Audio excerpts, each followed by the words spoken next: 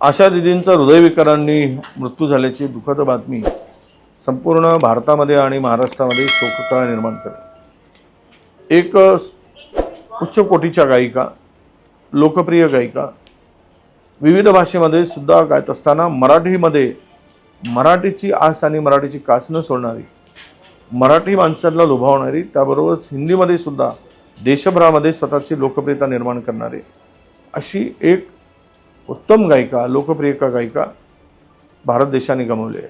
खरं तर महाराष्ट्राच्या मातीतील हिराच आज आपण गमावला असं म्हणायला हरकत नाही।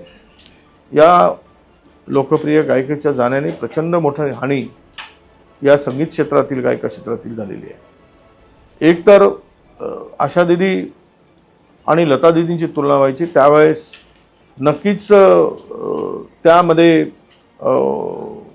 त्यांना त्या स्थानावर टिकून राहणं फार कठीण आणि कठोर परिश्रम घ्यावे लागले, पण त्याही परिस्थितीला सामोरं जाऊन स्वतःचं नाव भारतातील आणि महाराष्ट्रातील लोकांच्या मनात पूर्ण एक चॅलेंज आशा दिदींनी स्वीकारून आपल्या गायिकेला सिद्ध केलं।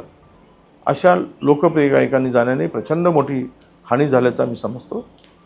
त्यावेळेस रुग्णालयात असताना हजारो लोकांनी प्रार्थना करून त्यांना बरं होण्याची ईश्वराकडे प्रार्थना केली, पण नियतीला ते मान्य नाही।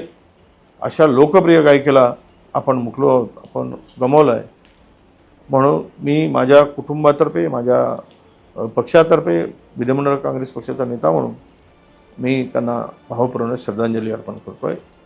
ईश्वर त्यांच्या आत्म्याला शांती देवो अशी प्रार्थना करतो।